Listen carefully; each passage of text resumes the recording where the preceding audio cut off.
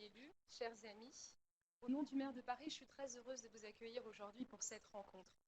Je tiens tout d'abord à remercier Christine Bouchard et l'ensemble du réseau pour l'organisation de cette journée qui va nous permettre d'échanger sur nos politiques locales, mais aussi de faire des propositions pour l'avenir au niveau national. Nos débats ont lieu dans un contexte particulier, dans un monde en pleine mutation, désormais multipolaire, dans lequel l'individualisme a progressé, aggravant les inégalités et la précarité, mais révélant en même temps de nouvelles formes et de nouvelles aspirations à la solidarité. La crise économique qui sévit... Oui, on m'entend pas. C'est bon? Vous m'entendez? La crise économique qui sévit depuis 2008 et qui s'est renforcée depuis 2011 n'a fait qu'accentuer ces phénomènes. Elle a révélé avec force les limites du capitalisme financier et la nécessité urgente de promouvoir une économie humaine. J'étais présente, comme certains d'entre vous, à Montréal, lors du Forum international de l'économie sociale et solidaire, et j'ai pu apprécier à quel point les villes et la société civile se sont mobilisées sur tous les continents pour parvenir à cet objectif. Pourtant, en France, malgré les remarquables avancées des collectivités, on assiste à une inquiétante régression de la prise en compte de l'économie sociale et solidaire au niveau de l'État. Quelques exemples récents. D'abord, le secteur associatif, qui a subi de plein fouet les effets de la rigueur budgétaire. 86% des associations jugent que leurs ressources financières sont insuffisantes pour mener à bien leur mission. Sans faire la liste exhaustive des mesures prises par le gouvernement en place, on peut regretter de nombreuses choses. La stagnation des crédits d'État dédiés à l'insertion, le doublement de la taxe sur les mutuelles de santé, la non-reconnaissance des employeurs de l'économie sociale et solidaire dans le dialogue social malgré leur représentation accrue, la promotion du statut de l'auto-entrepreneur sans accompagnement adapté, la suppression de l'obligation de représentation de l'économie sociale dans les conseils d'administration des universités, la suppression de la délégation interministérielle chargée d'économie sociale et solidaire. Je pourrais citer encore beaucoup d'autres choses. Autant de décisions qui vont à rebours de l'histoire. Au contraire, nous, collectivités territoriales, agissons au niveau local et pensons global. En premier lieu, nous innovons quotidiennement en lien étroit avec les acteurs du secteur. À Paris, je ne citerai qu'un exemple parmi l'ensemble des mesures de la politique mise en place qui a d'ores et déjà permis depuis 2008 à plus de 10 000 Parisiens de retrouver un emploi. Je citerai Premières Heures. Comme vous savez, les chantiers d'insertion qui permettent l'insertion des publics les plus éloignés de l'emploi imposent en moyenne 26 heures par semaine. Or, pour certaines personnes, des personnes très désocialisées, je pense à des sans domicile fixe, et d'ailleurs, derrière cette réalité, eh bien, il y a véritablement des différences importantes. Vous avez des personnes qui sont à la rue depuis 1 an, 2 ans, 10 ans. 26 heures, c'est beaucoup trop. Et par conséquent, nous avons mis en place un dispositif qui vise à permettre le travail à la carte, de permettre progressivement de travailler 2 heures, 5 heures, 10 heures, 15 heures avant d'intégrer une structure d'insertion par l'activité économique. Et les premiers résultats de cette expérimentation sont très encourageants. Ensuite, les collectivités locales savent travailler ensemble, échanger les bonnes pratiques et, le cas échéant, les dupliquer. Je ne citerai que 2 exemples. Notre appel à projet annuel en faveur de l'économie sociale et solidaire s'est largement inspiré de l'appel à projet de Nantes. Et cet appel à projet est un véritable succès puisque depuis 2009, plus de 200 personnes ont retrouvé un emploi. Nous avons créé une trentaine de structures et ça a permis de tisser du lien social. Et parmi les lauréats, on peut citer de nombreuses pépites. Je pense à Bioréférencement Collectivité, qui est une SIC qui vise à fournir des produits issus de l'agriculture biologique aux collectivités. Je pense à Joséphine La Beauté pour les femmes, qui est le premier salon de beauté sociale, ou encore à Farinez-vous, qui est la première boulangerie d'insertion francilienne. Autre exemple de ce travail entre collectivités, je citerai les rencontres que nous avons organisées en lien étroit avec l'Union régionale des SCOP, qui visait à sensibiliser les élus de la métropole sur la reprise des PME sous forme de coopérative. En effet, on estime à 700 000 le nombre de dirigeants qui partiront à la retraite d'ici 2020. Nous, collectivités, Nous organisons ou participons également à de nombreux événements qui visent au changement d'échelle que nous appelons de nos voeux. Et à quelques jours du premier anniversaire des États généraux de l'économie sociale et solidaire, je tiens encore à saluer cet exemple de co-construction et je vois Claude Alfandéry, donc je suis encore très élue de cet événement. Et je sais que le RTES a joué un rôle très important dans l'organisation de cette rencontre. Et d'ailleurs, je peux me réjouir des suites de cet événement, comme la mise en place des pôles territoriaux de coopération économique. Pour conclure, puisque je ne veux pas être trop longue, il me paraît important de saisir l'occasion de la campagne présidentielle actuelle pour replacer durablement l'économie sociale et solidaire au cœur des politiques publiques. Les élus locaux doivent être partie prenante au débat, et c'est la raison pour laquelle je me félicite vivement de l'organisation de cette rencontre. De la même manière, je salue d'autres initiatives comme la mise en place d'un groupe parlementaire sur l'ESS au Sénat, ou encore les propositions formulées par les différentes familles de l'économie sociale et solidaire à l'adresse des candidats. Portons cette conviction, au XXIe siècle, l'économie sera sociale et solidaire ou ne sera pas. Merci de votre attention.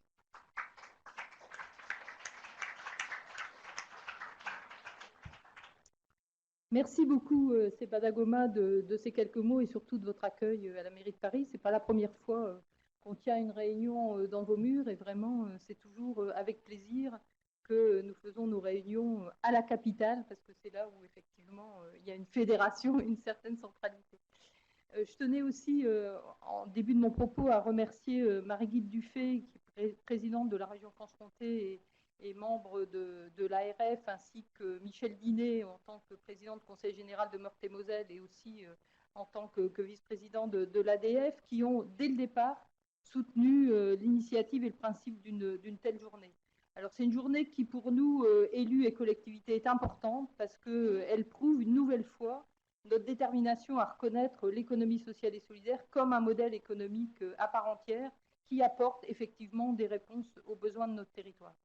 Alors, comme vous l'avez dit, hein, j'insiste sur cet aspect-là, c'est bien une alternative au modèle capitaliste et libéral actuel.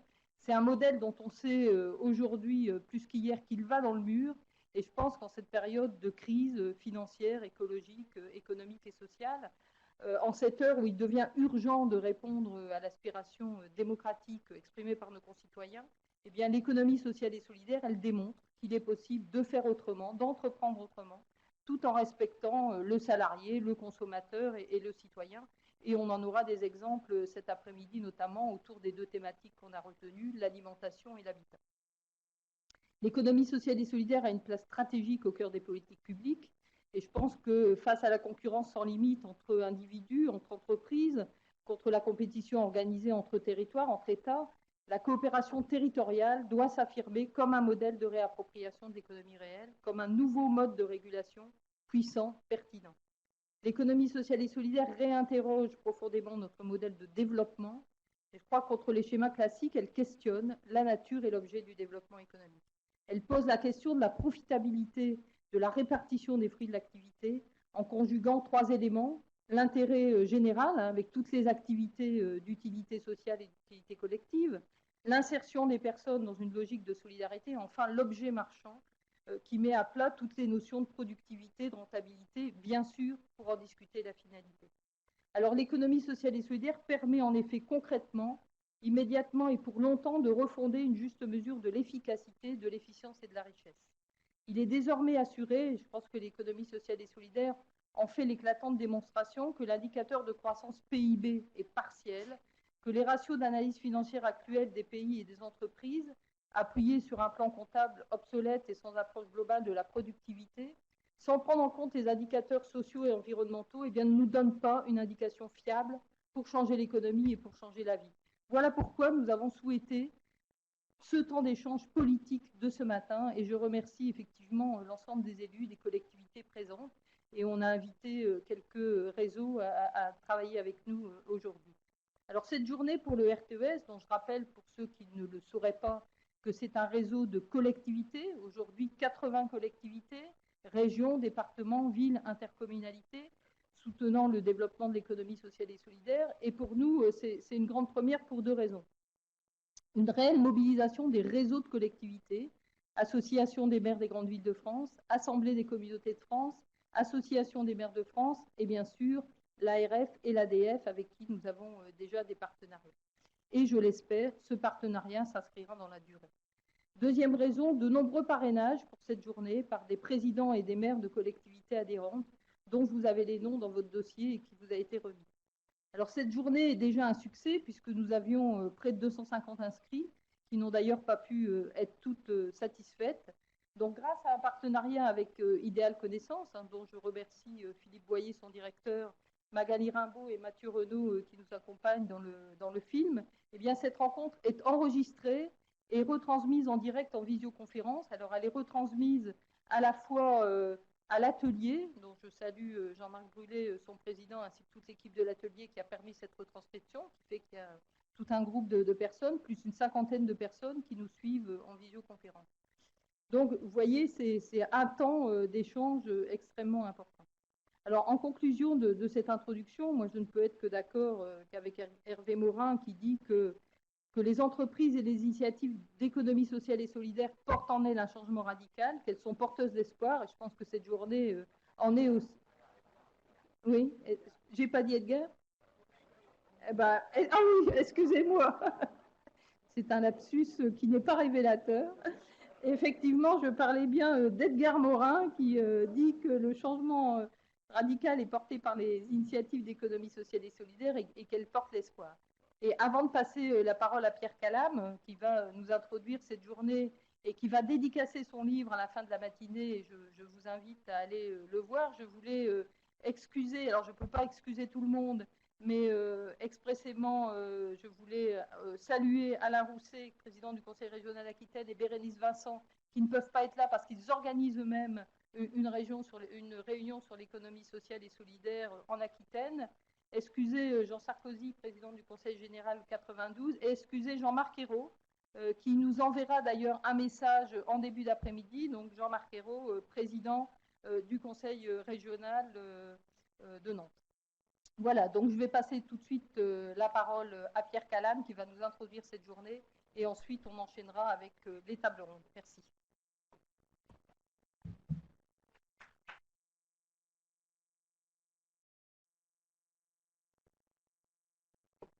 Chers amis,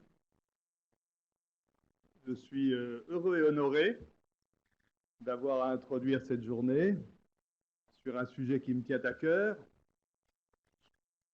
Heureux et honoré d'abord en raison du moment où ça se passe, à moins d'un mois du premier tour des présidentielles, parce que la réflexion qu'on a menée va nous interroger sur la démocratie elle-même. Et puis ensuite, heureux et honoré à cause du thème. Je suis de ceux qui pensent que la question du territoire et la question de l'économie sociale et solidaire sont au cœur des questions que nous aurons à traiter au XXIe siècle, mais en soulignant que cette question laissée à elle-même se retrouverait doublement marginale. Marginale parce que dans une société comme la nôtre, marquée par l'étatisme, les territoires continuent à être regardés comme des acteurs de second rang, et parce que l'économie sociale et solidaire, laissée à elle-même et sans être resituée dans une réflexion générale sur l'économie, resterait ce qu'elle est malheureusement trop souvent, une sorte de supplément d'âme, d'action supplétive à l'économie dominante et parfois au niveau territorial ressemble par trop à une infirmerie de campagne où on essaierait de réparer les éclopés de la Grande Guerre économique. Et donc, la manière dont on aborde cette question du rapport entre territoire, économie sociale et solidaire est décisive pour savoir si on en fait quelque chose de doublement fort ou de doublement faible.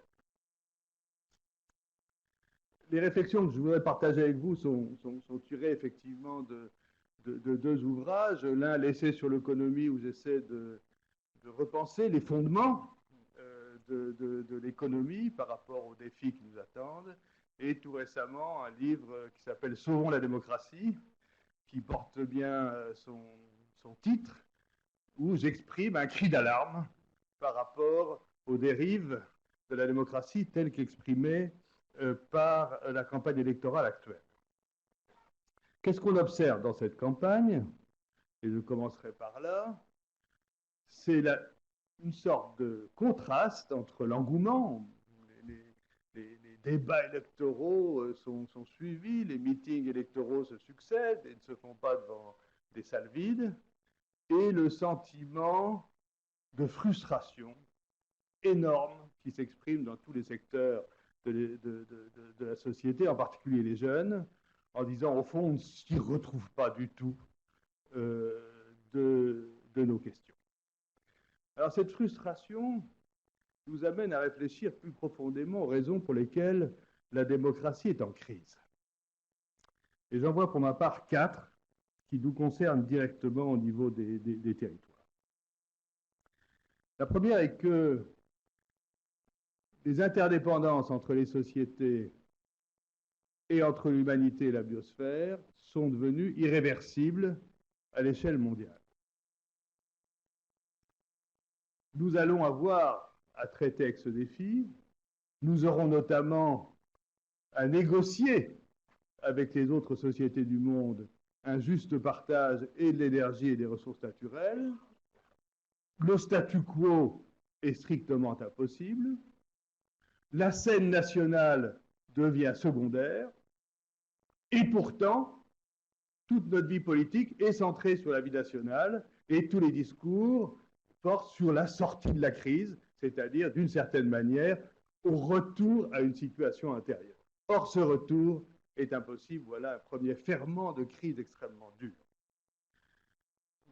La deuxième qui en découle est de prendre conscience que nous sommes confrontés à ce qu'on appelle de plus en plus fréquemment la grande transition.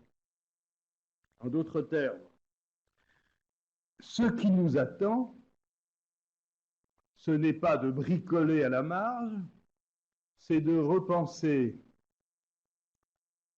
la manière dont nous abordons le monde, la manière dont nous gérons nos sociétés. Et je reprendrai, pour illustrer mon propos, 3 formulations que j'aime bien et tirées d'univers philosophiques différents. La formulation de l'Évangile, on ne met pas du vin nouveau dans des vieilles outres, sinon l'outre éclate et le vin est perdu. L'autre formule est d'Einstein.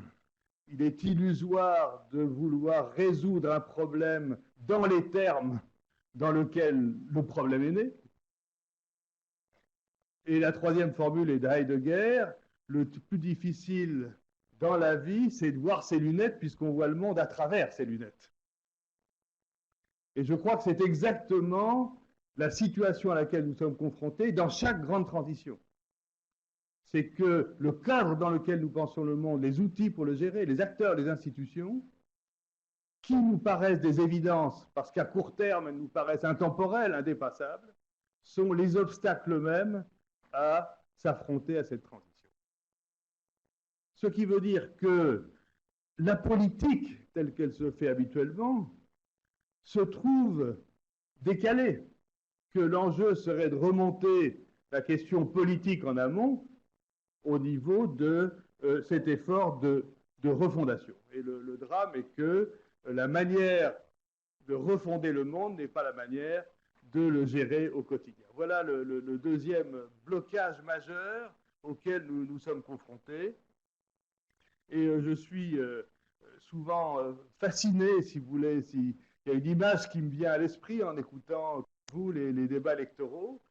J'ai littéralement le sentiment de voir des mouches qui s'agitent dans une boîte fermée de plexiglas, et je vois, si vous voulez, les arguments. Chaque fois, on se heurte à des murs, on est renvoyé à autre chose. Alors, on passe de l'emploi à la relance, au prix de l'énergie, à l'écologie. À chaque fois qu'on essaie d'avancer, qu'on croit trouver une issue, bon, on se bute contre cette paroi de verre et on est renvoyé en arrière. Donc comment penser la politique en amont de la politique. C'est la deuxième question qui est posée à notre démocratie. La troisième qui en découle résulte des temporalités. En d'autres termes, ces changements structurels qui nous attendent sont tous des changements difficiles, systémiques, à long terme. Et il y a véritablement percussion avec l'idée de mandat de l'exécutif et du législatif à 5 ans. De même qu'il devient illusoire dans ces conditions de continuer à penser qu'un compromis est une compromission, que pour qu'une démocratie soit vivante, il faut qu'il y ait une vraie gauche et une vraie droite, comme on dit quelquefois, parce que de toute façon, si on veut s'attaquer à des mutations à long terme, c'est la question qui se pose depuis au moins 30 ans sur la réforme de l'État, eh bien, il faut se mettre d'accord sur l'essentiel. Et ça, c'est un défi de nature nouvelle, reposant la question de la politique comme construction d'un consensus au sein de la nation et pas comme mise en scène de choix illusoires qu'on changerait tous les 5 ans. Et le quatrième facteur de crise qui découle des 3 autres est qu'au fond, un fossé est en train de se créer en ce que j'appelle la démocratie représentative, la démocratie occupationnelle et la démocratie substantielle. La démocratie représentative, c'est celle qu'on connaît, on élit des représentants, ils débattent, c'est un modèle qui est hérité du XVIIIe siècle d'ailleurs, dans un contexte totalement différent du nôtre. J'appelle, avec un peu de provocation, démocratie occupationnelle, ce qu'on appelle en général démocratie participative, tout simplement parce que, en général, elle s'applique, on la fait s'appliquer à des enjeux mineurs, locaux, etc., ce qui fait qu'on a le sentiment qu'on crée la cour où les enfants s'amusent pendant que les grands travaillent sérieusement à Bruxelles, à Washington, à Londres ou autre.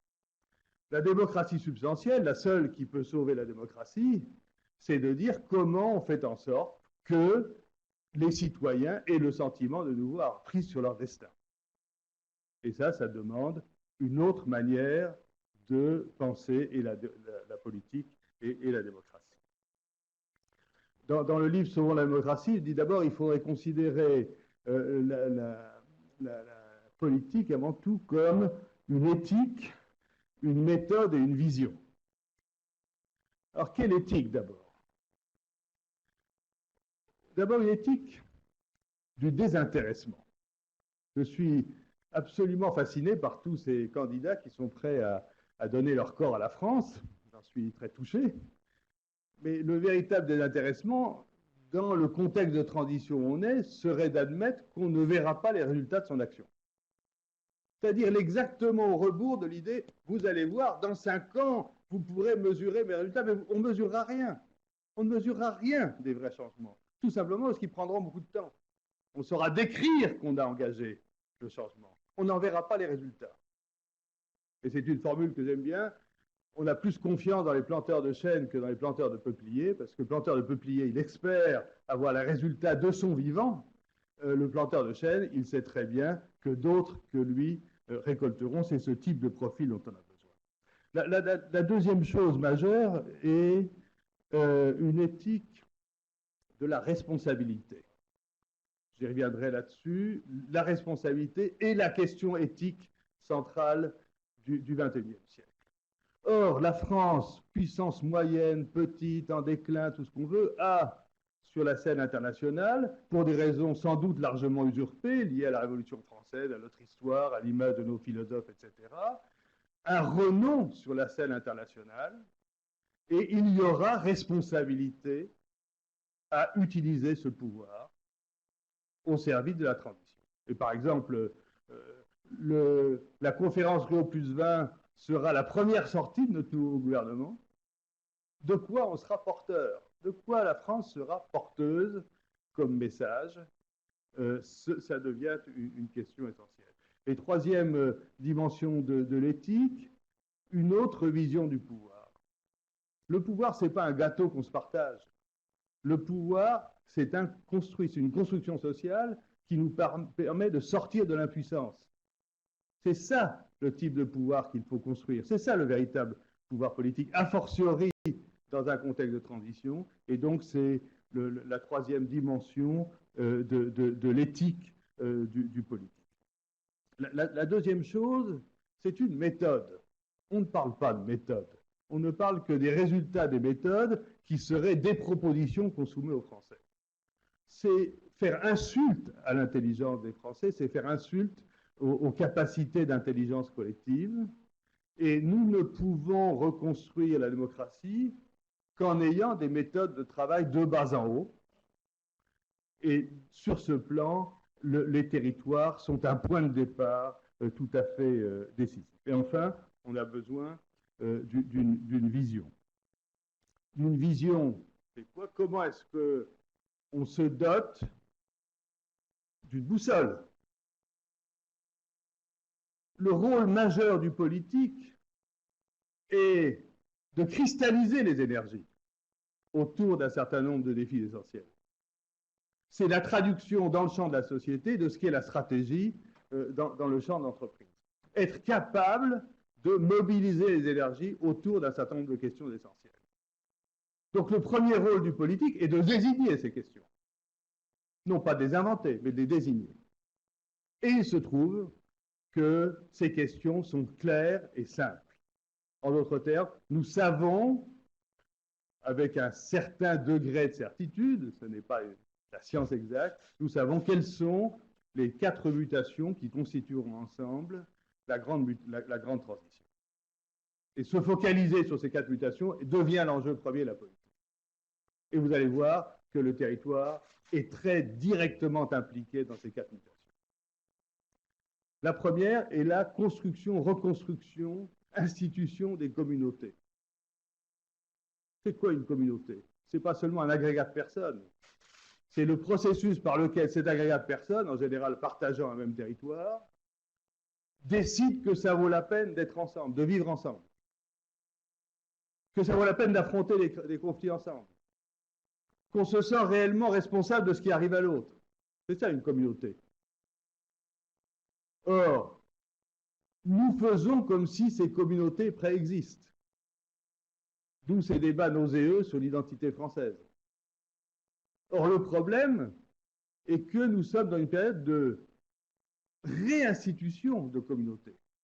Soit parce que dans une société comme la société française qui a été bouleversée en 50 ans, où dans chaque ville, il y a coexistence de gens d'histoires différentes, de cultures différentes, de religions différentes, d'adhérences différentes à d'autres communautés, la question du vivre ensemble se trouve posée. Elle se trouve posée au niveau national, elle se trouve posée encore plus au niveau européen. Et je pense que Pascal Canfin, ici présent, ne me démentira pas en disant, certes, l'élection d'un Parlement européen au suffrage universel rapproche un peu l'Europe du citoyen, mais quel chemin encore avant que l'Europe se vise comme une communauté d'individus et de peuples et pas comme une juxtaposition d'institutions. Et plus encore, à l'échelle mondiale, parce qu'on a beau prétendre que la planète est devenue un village, en réalité, comme c'est un village sans règles et sans justice, sans perception réelle d'un destin commun, et géré en réalité par de la diplomatie, des relations internationales, là encore des méthodes vieilles de 250 ans, qui mettent en scène l'opposition entre intérêts nationaux au lieu de construire les éléments communs du vivre ensemble. Voilà le premier défi que nous avons à avoir. Le deuxième défi, c'est de se mettre d'accord aux différents niveaux. Là aussi, le territoire a un rôle tout à fait fondamental à jouer sur des valeurs communes.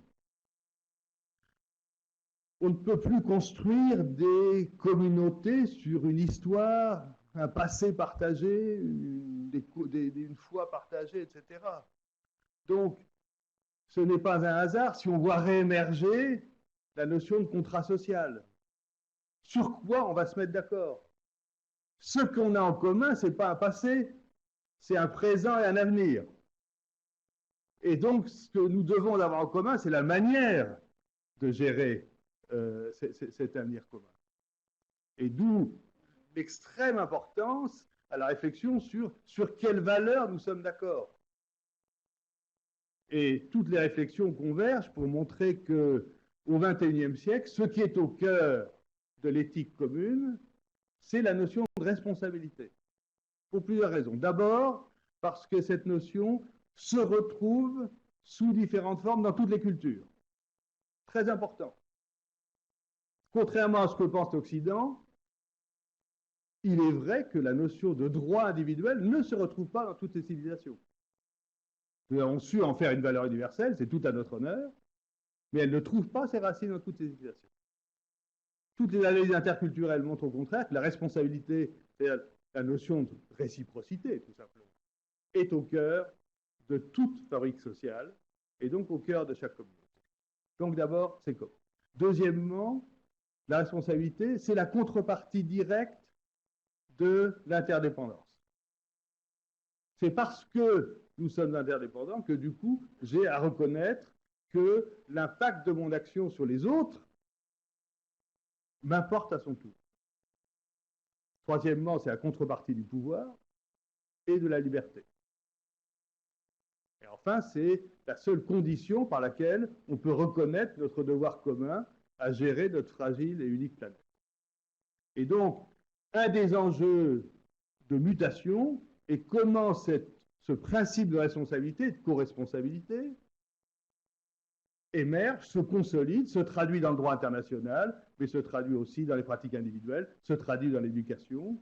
Et par exemple, un enjeu tout à fait fondamental qui se joue au niveau des territoires au cours du XXIe siècle, c'est comment le système éducatif, les enfants eux-mêmes et les collectivités territoriales définissent ensemble l'apprentissage de la co-responsabilité. Et évidemment, l'ESS a son mot à dire là-dessus, puisque la question de la responsabilité lui est particulièrement familière. La troisième mutation est celle de la gouvernance. Alors, pour lever toute ambiguïté, la gouvernance doit être vue à son sens le plus large.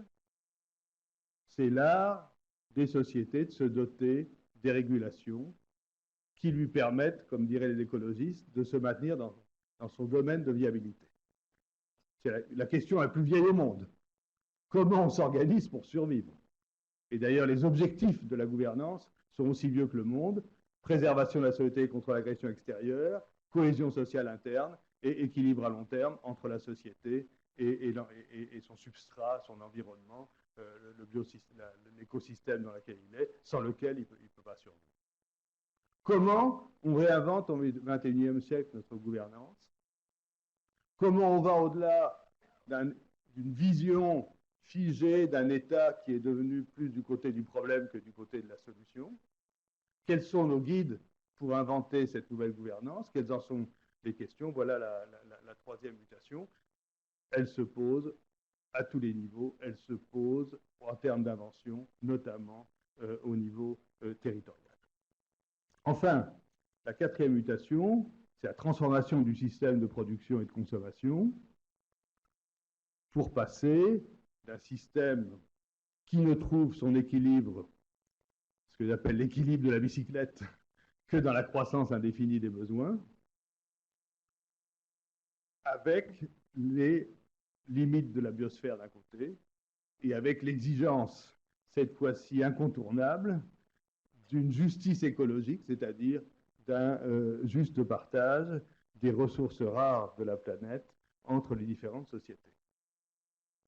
Et là, vous voyez que dans cette quatrième mutation, que j'appelle, et vous comprendrez pourquoi tout à l'heure, le passage de l'économie à l'oconomie, qui est effectivement l'objet de mon essai sur l'économie, ce passage demande de repenser à la fois les concepts, les acteurs, les institutions.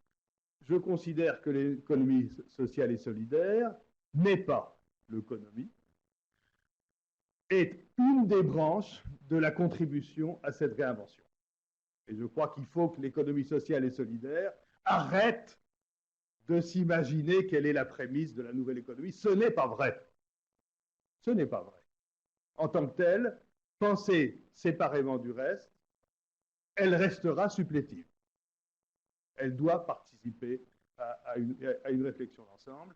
Et vous savez combien j'appelle ce mouvement à faire un effort plus fort sur lui-même et à faire une contribution conceptuelle, plus solide qu'elle n'a tendance à le faire, parce que trop souvent, elle est prise dans un discours corporatiste de défense. Je rappelle toujours, et je reviendrai là-dessus parce que je crois que l'économie sociale et solidaire a un lien intime avec le territoire, que l'une des plus grandes entreprises coopératives de France, c'est Limagrin.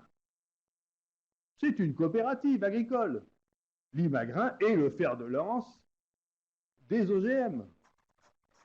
Et sa logique est une logique sur le marché mondial. Allez voir son site.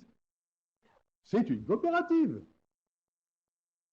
Et les grands de l'économie sociale et solidaire confrontés au marché mondial ne présentent pas des différences substantielles avec l'économie classique, n'en déplaise des discours auto-justificatifs de l'Alliance mondiale des coopératives. Donc ces choses doivent être dites. L'économie sociale et solidaire est un mouvement extraordinaire, porteur de plein de réflexions, n'est pas en soi l'alternative. Alors, comment est-ce qu'on fait en période de mutation pour réinventer, pour refonder? Je crois que là aussi, la question de la méthode est importante.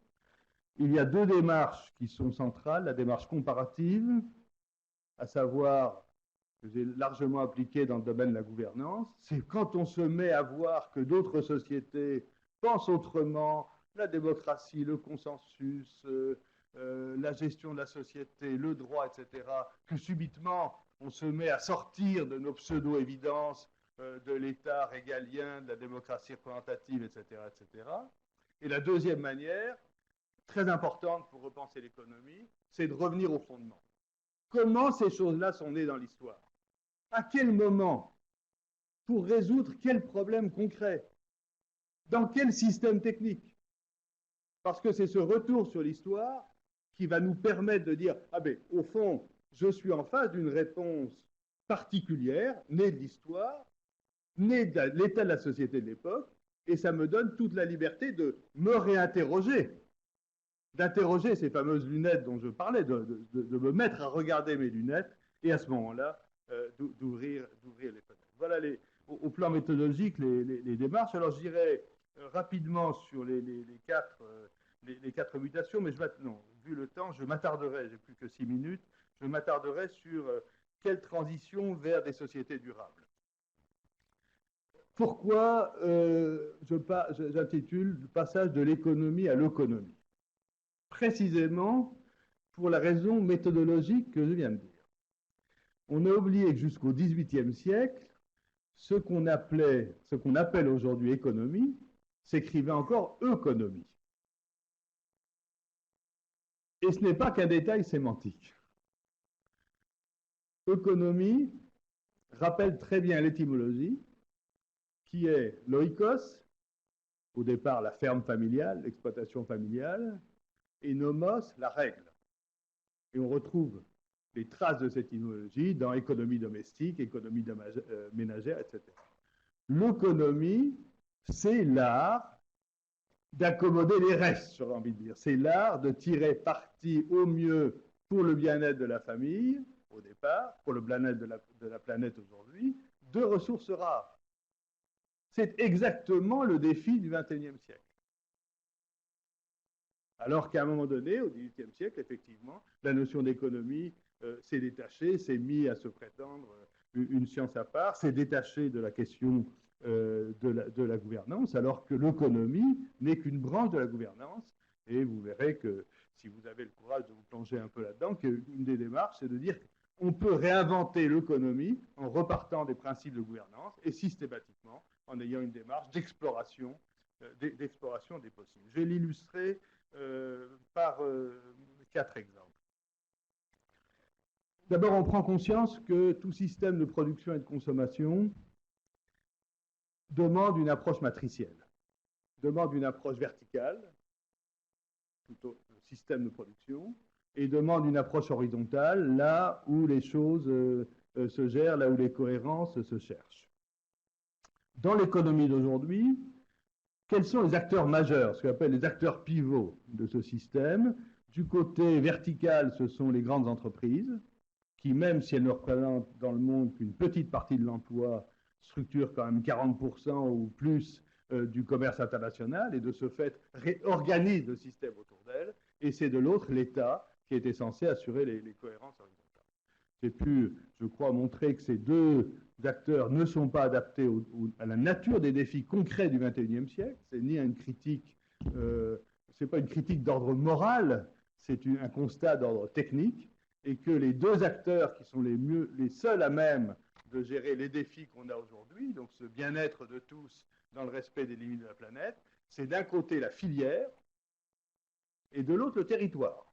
Le territoire, les villes, le temps me manque pour expliquer en détail pourquoi, mais j'en suis vraiment très convaincu.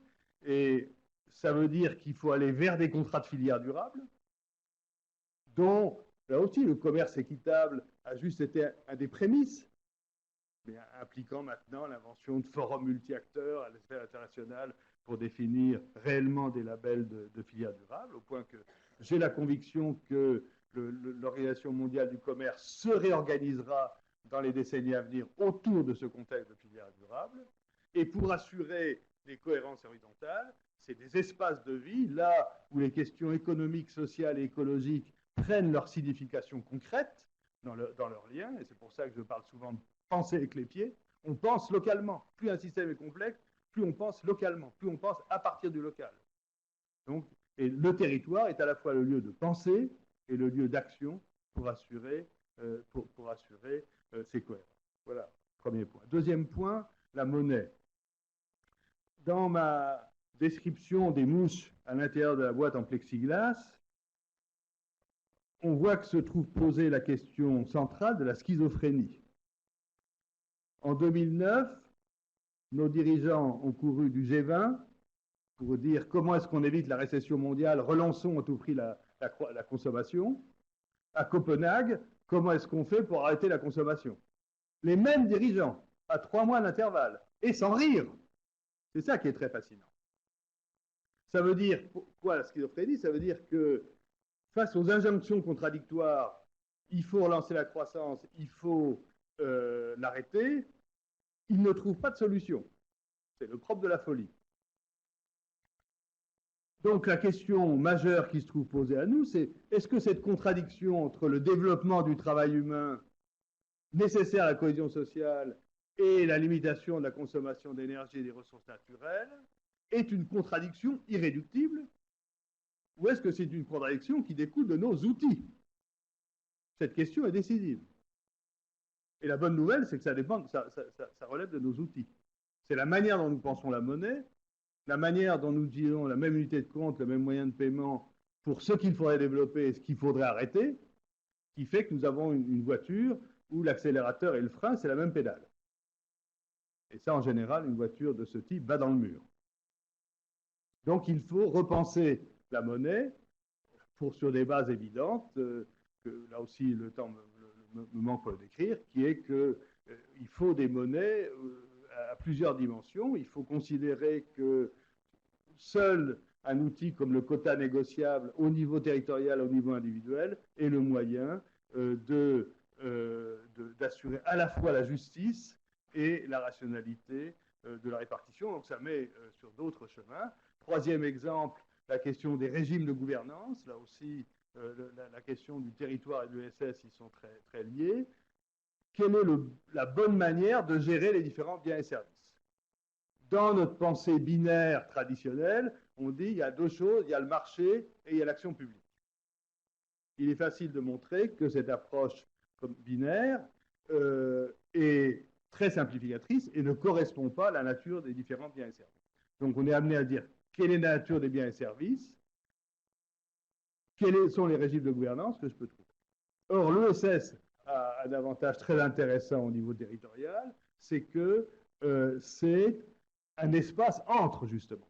Tous ces espaces entre, qui est ni le marché ni l'action publique, sont absolument vitaux pour redonner de la largeur de pensée, de la largeur de perspective, à condition, effectivement, de dire qu'est-ce que l'ESS a apporté par rapport aux différents régimes de gouvernance sur l'eau, sur l'air, sur les sols, sur l'expérience, sur l'intelligence, etc.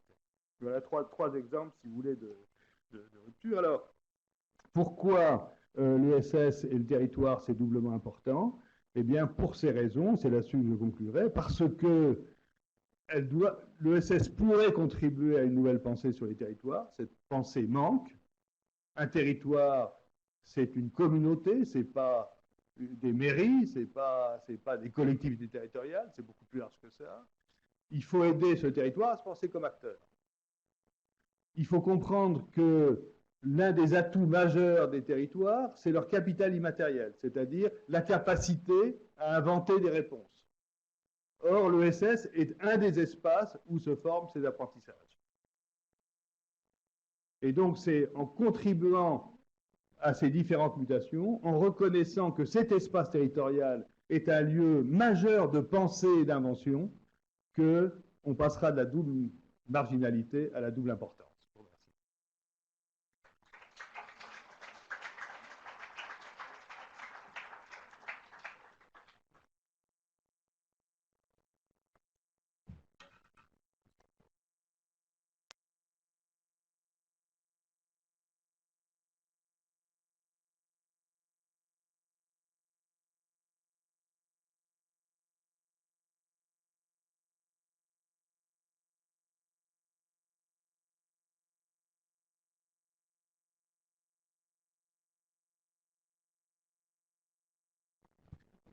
Je vais le faire ici.